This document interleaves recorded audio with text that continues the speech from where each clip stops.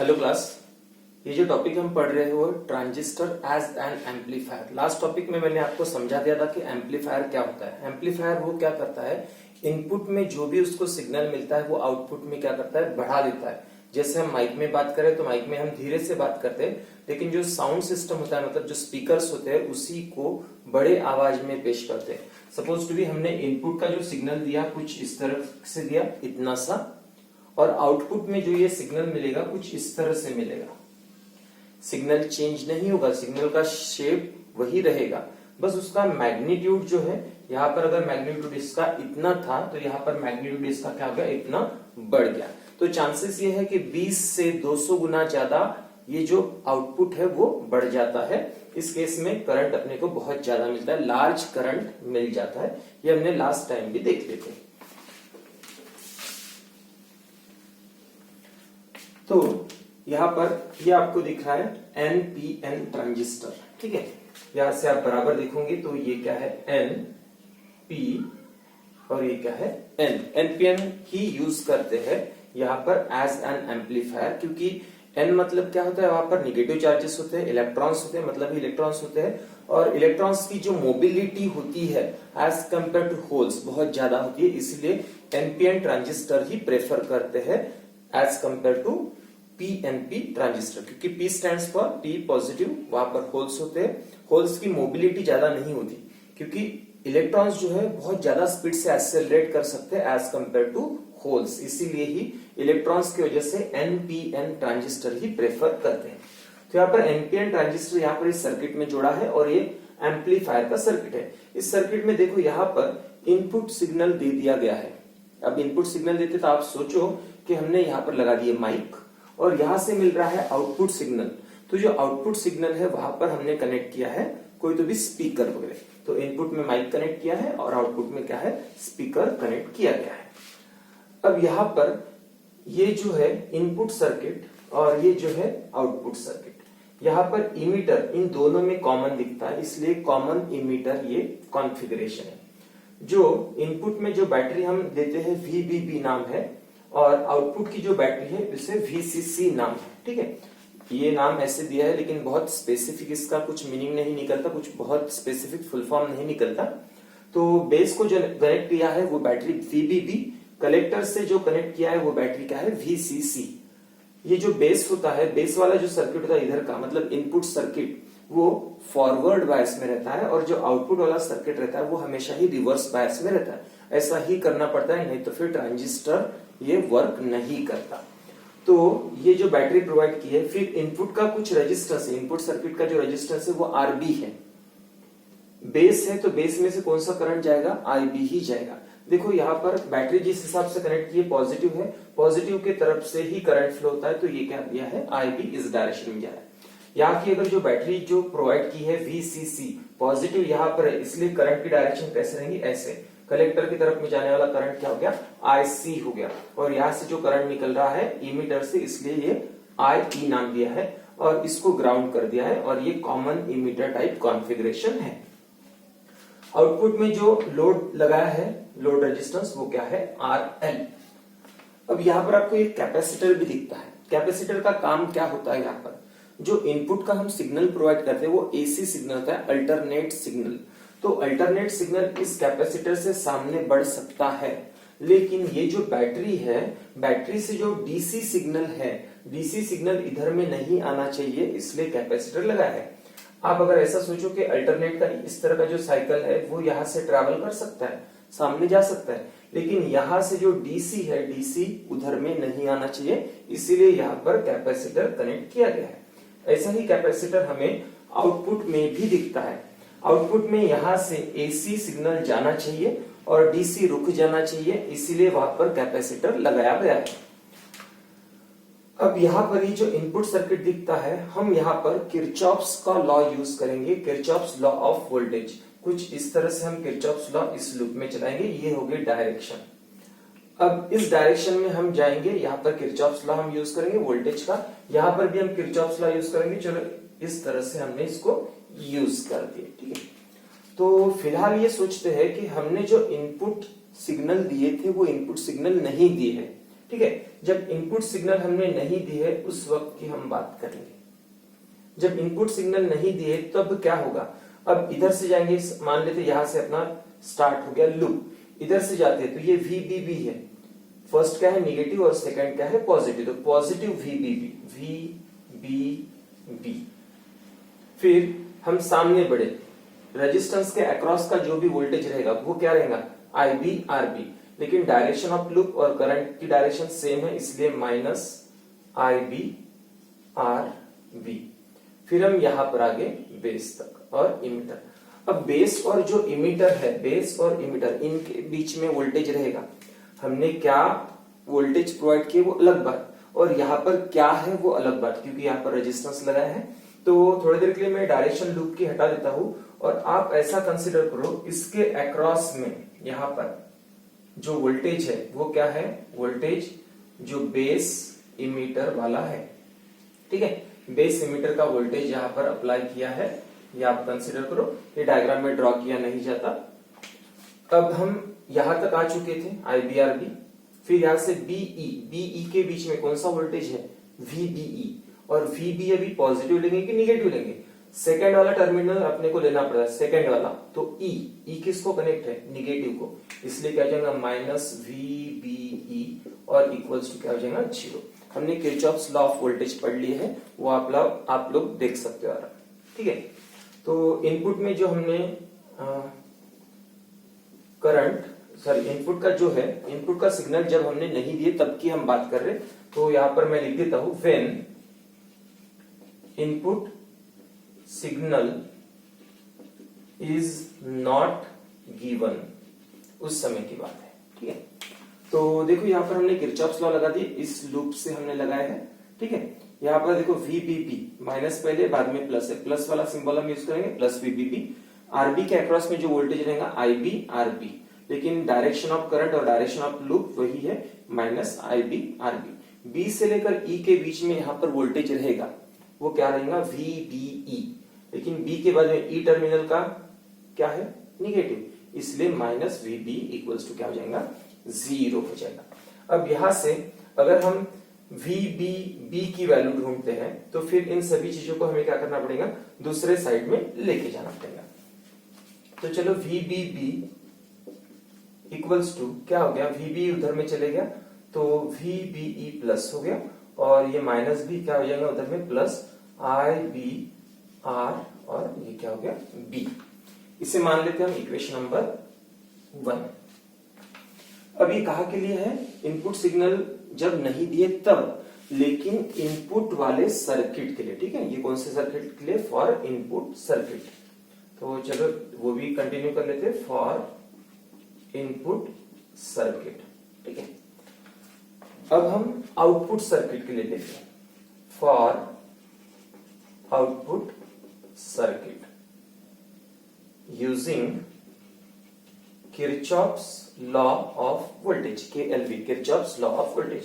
यहां पर भी using Kirchhoff's law of voltage या फिर किरचॉफ्स वोल्टेज लॉ हम बोल सकते हैं। तो आउटपुट के लिए अगर हम यूज करते हैं तो चलो ये लोग कंसिडर किए हमने, तो यहां से स्टार्ट करते हैं। बैटरी कौन सी है, मतलब कौन सा EMF है VCC, पहले माइनस से बाद में प्लस, प्लस लेंगे प्लस VCC, प्लस हटा देते हैं, वैसे लिखा नहीं जाता। फिर RL के अक्रॉस में क्या वोल्टेज है, कौन सा करंट है IC, और रेजिस्टेंस क्या है RL, IC/RL। तो करंट की डायरेक्शन लूप की डायरेक्शन सेम, तो -IC/RL। फिर यहां तक पहुंच गए हम। अब देखो कलेक्टर और इमीटर, इसके अक्रॉस भी वोल्टेज होगा, हमने दिया है वो अलग बात है, लेकिन यहां पर क्या है C और E के बीच में। थोड़ी देर के लिए मैं फिर से यहां से लूप की डायरेक्शन हटा देता हूं, और इनके बीच में जो भी वोल्टेज है वो कौन सा है, उसको नाम दे देंगे V, कलेक्टर और इमीटर के बीच का। तो यहां तक हम पहुंच गए थे लूप में। अब कलेक्टर और इमीटर के बीच में वोल्टेज है VCE, इसका सिंबल क्या रहेगा, C के बाद में E आता है, और E किधर में कनेक्ट किया है निगेटिव, इसलिए माइनस आएगा। तो -VCE इक्वल्स टू क्या हो जाएगा 0। अब यहां से जैसे हमने VBB यहां पर फाइंड आउट कर लिए, यहां पर भी हम VCC की वैल्यू फाइंड आउट कर लेते हैं। तो VCC इक्वल्स टू, इसको अगर उधर में लेके जाते हैं और इसको भी लेके जाएंगे तो क्या हो जाएगा, VCE और प्लस ICRL। ये हो गई इक्वेशन नंबर 2। इसको आप नोट कर लो या फिर रिवाइज कर लो। अब ये तो बिना इनपुट सिग्नल का था, अब हमने इनपुट सिग्नल यूज करेंगे। तो यहां पर मैंने दे दिया V इनपुट, ठीक है। इनपुट सिग्नल मतलब माइक में हम कुछ बात कर रहे हैं। Using input signal in input circuit.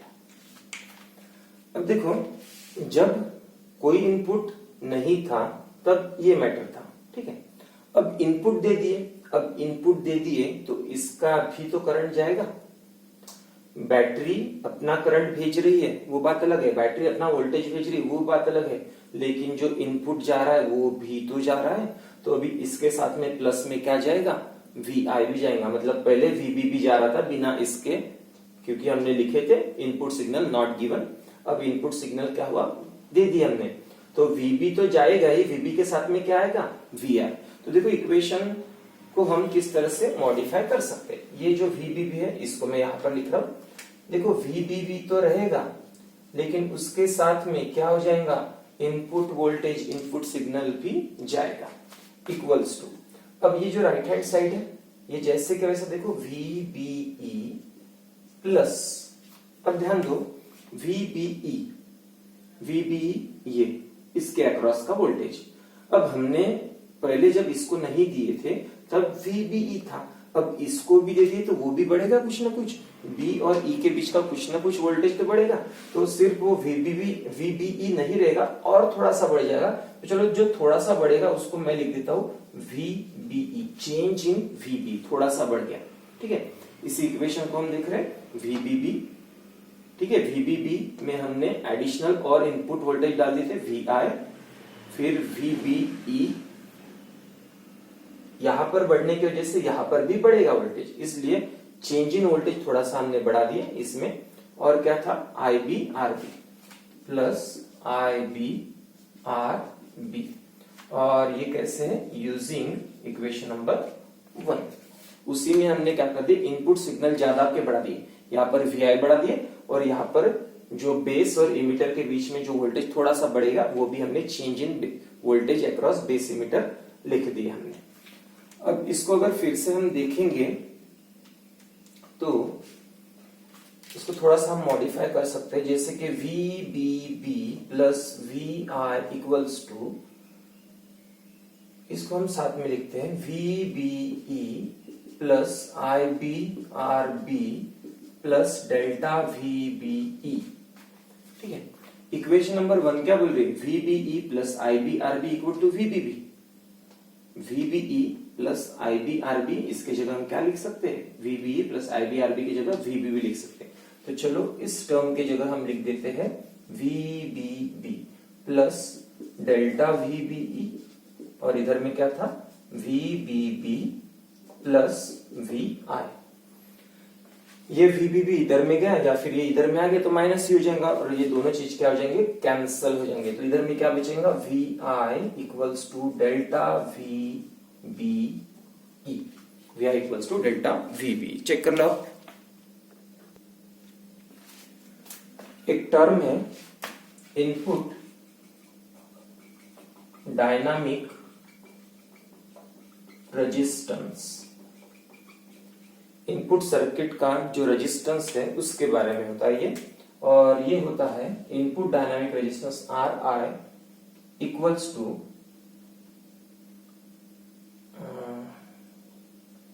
Delta VBE upon delta IB।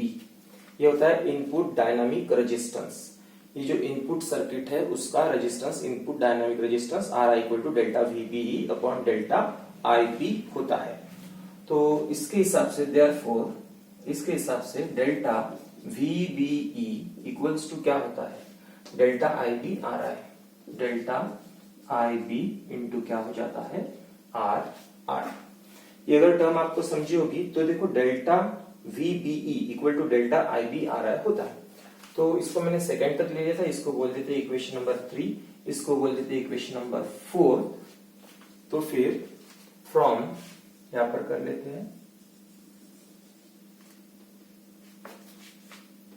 From ये इक्वेशन क्या है थर्ड और फोर्थ, 3 एंड 4। तो ये देखो v input equals to delta V B ई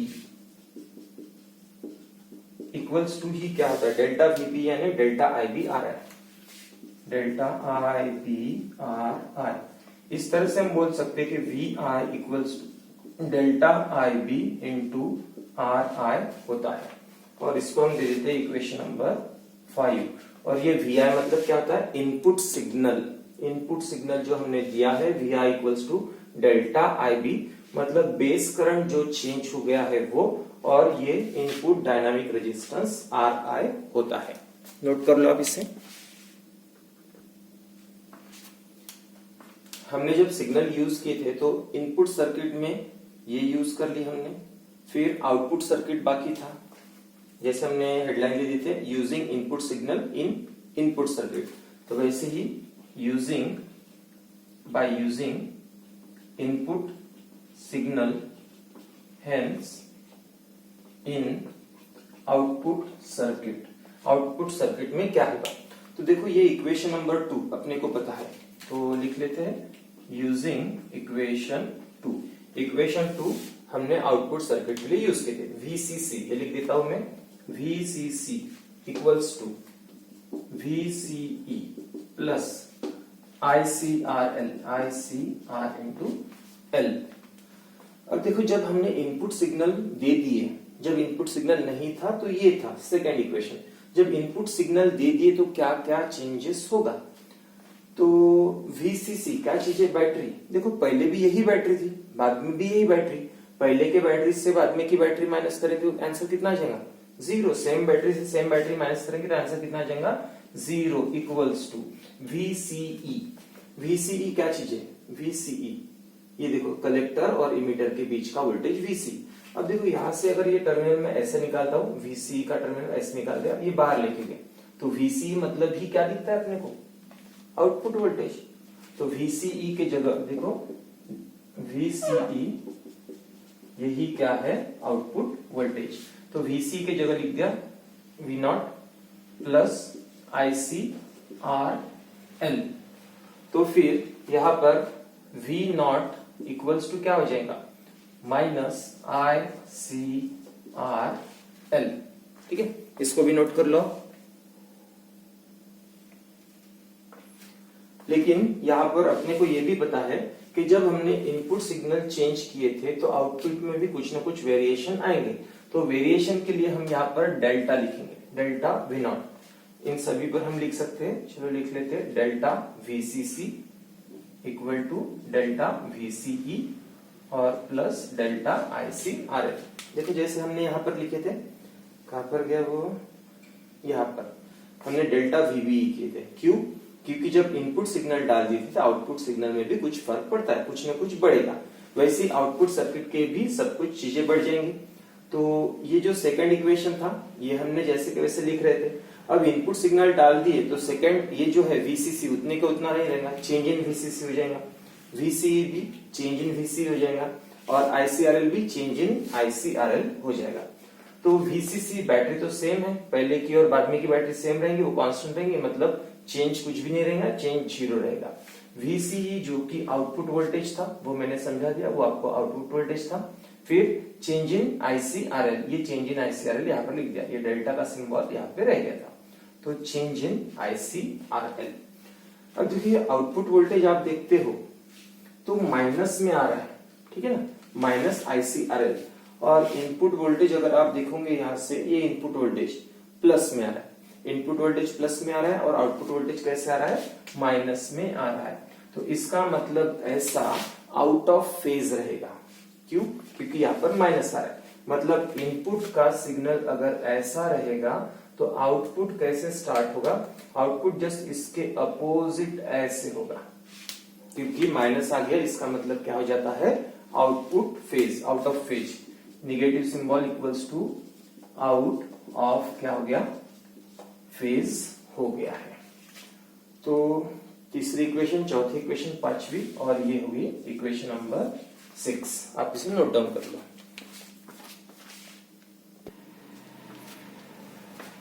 ये जो इक्वेशन नंबर 6 आई है,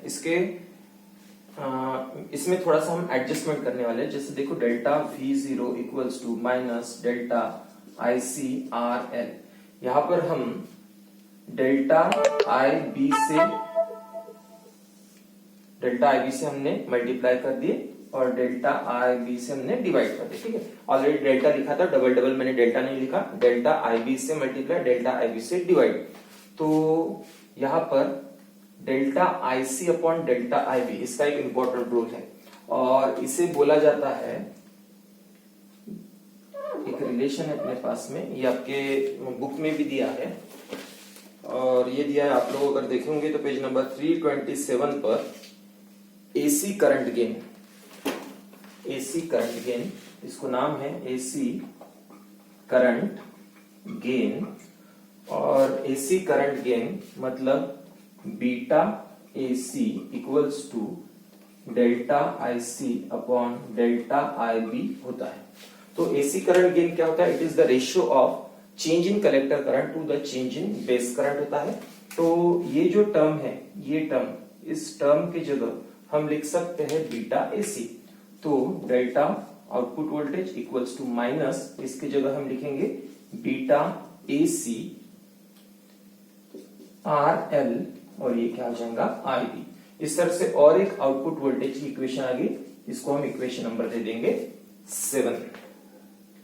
अब equation number 7 output voltage, equation number 3 input voltage.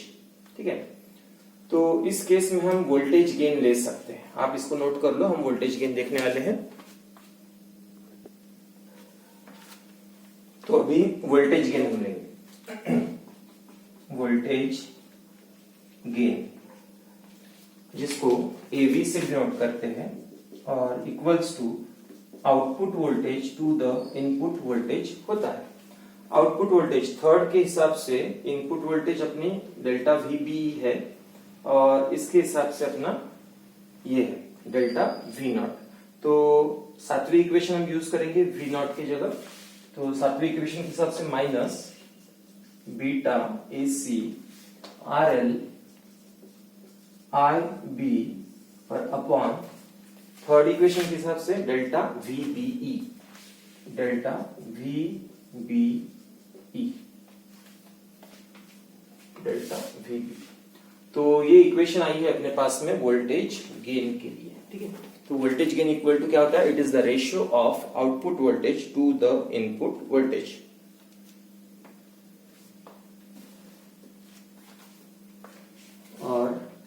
और एक चीज हम यहां पर एंटर कर सकते हैं, जैसे ये देखो delta VBE upon delta IB।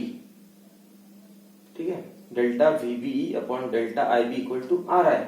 तो इसका हम रेसिप्रोकल लेंगे, कैसे, देखो RI का मतलब क्या होता है, RI का मतलब ये जो इक्वेशन है delta VBE upon delta IB, delta VBE upon delta IB। तो इसका अगर हम रेसिप्रोकल करते हैं तो 1 अपॉन RI और equals to delta IB upon delta VBE होता है। तो इस इक्वेशन के हिसाब से इसको अगर हम यूज कर लेते हैं यहां पर, तो फिर ये इक्वेशन हो जाएगी अपनी डेल्टा IB अपॉन VB, इसकी जगह हम क्या लिख सकते हैं 1 अपॉन RI, मतलब माइनस बीटा AC RL और अपॉन हम लिख सकते हैं RI। तो ये एक वोल्टेज गेन का फॉर्मूला अपने पास में अवेलेबल है, नोट कर लो आप इसे।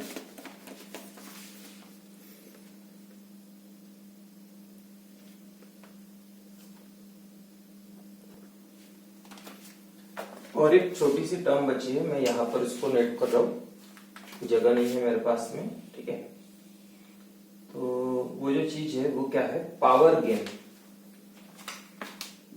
पावर गेन, और पावर गेन क्या होता है, output power upon input power. लेकिन उसको लिखते समय ये जो पावर गेन है, तो जैसे वोल्टेज गेन है वैसे पावर गेन की बात करेंगे तो पावर गेन इक्वल्स टू क्या होता है, एसी करंट गेन मतलब beta AC into voltage gain मतलब ए वी। इस तरह से ये पावर गेन अपने पास में अवेलेबल हो जाता है। ये इन दोनों का प्रोडक्ट क्या है, वो current gain, AC current gain और वोल्टेज गेन, इन दोनों का प्रोडक्ट होता है पावर गेन। वैसे तो पावर गेन मतलब output power upon input power होता है। ये आप नोट कर लो इसको।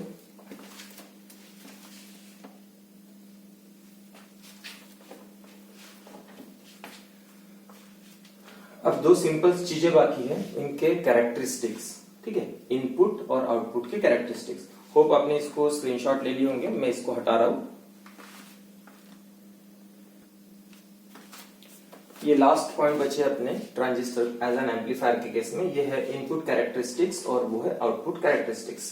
देखो इनपुट कैरेक्टरिस्टिक्स किसके किसके बीच में, आईबी वर्सेस वीबी। आईबी जो बेस का करंट होता है वो, वीबीई बी से लेकर ई के बीच में जो इनपुट का वोल्टेज होता है वो, तो input current versus input voltage.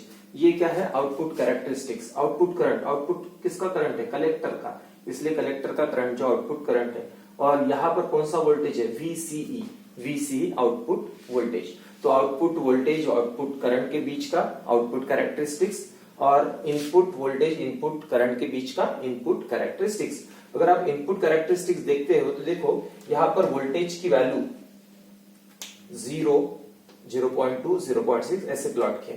Current कब तक ऊपर में नहीं बढ़ा है, जब तक 0.6 वोल्टेज इतना नहीं पहुंचा है। तो 0.6 वोल्टेज इसका होता है बैरियर पोटेंशियल का। जैसे सिलिकॉन के केस में 0.6 बैरियर पोटेंशियल होता है, डिप्लेशन लेयर वाला। तब जब तक उसको क्रॉस नहीं करेंगे, मतलब 0.6 से ग्रेटर अगर वोल्टेज हम अप्लाई नहीं करते, तब तक करंट फ्लो नहीं होता। और एक बार उतना बैरियर पोटेंशियल के इक्विवेलेंट और उससे ज्यादा वोल्टेज मिल गया तो करंट बढ़ना चालू हो जाता है। ये क्या है, इनपुट कैरेक्टरिस्टिक्स। अगर हम आउटपुट कैरेक्टरिस्टिक्स में देखते हैं तो देखो आईबी की वैल्यू हम कांस्टेंट रखेंगे। पहले हमने 10 मिली एम्पियर माइक्रो एम्पियर ले लिए। इनपुट करंट हमेशा माइक्रो में होता है, आउटपुट करंट मिली में रहेगा, क्योंकि इनपुट करंट छोटा, आउटपुट करंट बहुत बड़ा होता है। तो इनपुट करंट का क्या था, बेस करंट, ठीक है। तो बेस करंट की एक वैल्यू हमने ले ली 10 माइक्रो एमीटर। जब हमने 10 माइक्रो एमीटर ये वैल्यू यूज किए तब क्या होता है, ये जो कलेक्टर करंट है थोड़ा सा बढ़ गया और उसके बाद में ये हो गया कांस्टेंट, अभी नहीं बढ़ेगा, ठीक है। वोल्टेज बढ़ रहा है लेकिन कलेक्टर करंट बढ़ा के ऊपर में गया क्या, नहीं, 10 माइक्रो एम्पियर के लिए नहीं गया। फिर हमने दूसरा एक करंट यूज किए, कौन सा, 20 माइक्रो एम्पियर का। फिर से वोल्टेज बढ़ा, करंट भी बढ़ा, लेकिन बाद में करंट नहीं बढ़ रहा है, एक कांस्टेंट लेवल पर पहुंच रहा है, सैचुरेशन हो रहा है। मतलब की बात ऐसा है कि जब हम कुछ आईबी कांस्टेंट रखते, पहले 10 बाद में 20, 30, 40 कांस्टेंट रखे, वेरिएबल नहीं है। बाद में दूसरा एक्सपेरिमेंट किए 20, दूसरा एक्सपेरिमेंट किए 30, दूसरा एक्सपेरिमेंट किए 40, ऐसा हमने कर लिए। उस समय हम बोलेंगे कि हर एक्सपेरिमेंट में वो आईबी अपना कैसा था, कांस्टेंट था। तो यहाँ पर क्या हो रहा है, ये जो करंट बढ़ रहा है कौन सा, आईसी, वो वीसीई पर डिपेंड नहीं है। हमने अगर इनपुट का बेस करंट बढ़ाए तभी आईसी बढ़ता है, और बेस करंट बढ़ाए तब आईसी बढ़ा, और बेस करंट बढ़ाए तब आईसी बढ़ा, और बेस करंट बढ़ाए तब आईसी बढ़ा। तो इनपुट आउटपुट करंट बढ़ना मतलब कलेक्टर करंट बढ़ना वो किस पर डिपेंड होता है, बेस करंट पर होता है। वो इस वोल्टेज पर, कलेक्टर इमीटर वोल्टेज पर डिपेंड नहीं करता है। यहाँ पर इनपुट में हमने करंट बढ़ाए तब भी आउटपुट का करंट बढ़ता है। तो हमने लिख भी दिए for constant base current IC independent of VC. IC नहीं बढ़ता अगर ये भी बढ़ा तो, क्योंकि इस पर ये डिपेंड नहीं करता। ये किस पर डिपेंड करेगा, सिर्फ आईबी पर ही डिपेंड करता है। आईसी की वैल्यू जितनी ज्यादा बड़ी रहेगी वो किस पर डिपेंड करेंगी, आईबी पर। इनपुट हमने ज्यादा दे दिए तो आउटपुट भी अपने को ज्यादा मिलेगा। IC is large for large IB. और इस केस में हम ये जो वीसीई, अब देखो ये जो है ये वीसीई, इसको हम कांस्टेंट रखने की बात कर रहे हैं, ठीक है। तो वीसीई को अगर कांस्टेंट रख दिए हमने और हमने बेस करंट बढ़ा दिए तो यहाँ पर कलेक्टर का करंट भी बढ़ जाता है। इस तरह से हम बोलेंगे कि कलेक्टर करंट सिर्फ बेस करंट पर ही डिपेंड करता है। इस तरह से इनपुट और आउटपुट कैरेक्टरिस्टिक्स हो गए। तो ये हमने पढ़ ली ट्रांजिस्टर। ट्रांजिस्टर में क्या होता है, इनपुट के जितने भी सिग्नल्स होते हैं वो छोटे होते हैं और वो amplifier, transistor as an amplifier से जब हम उसको ये इनपुट वोल्टेज देते हैं, क्या देंगे, करंट, वोल्टेज या फिर पावर, ये बोलेंगे। Input current, input voltage, input power हम बोल सकते हैं। तो जितने भी इनपुट देंगे हम छोटे रहेंगे, लेकिन आउटपुट में कैसे मिलेंगे, बड़े। तो यहाँ पर क्या हो रहा है, सिग्नल बूस्ट हो गया, करंट बढ़ गया, पावर बढ़ गया, वोल्टेज बढ़ गया, मतलब क्या हो गया, वो एम्पलीफाई हो गया। इस तरह से हम ट्रांजिस्टर को एज एन एम्पलीफायर यूज करते हैं।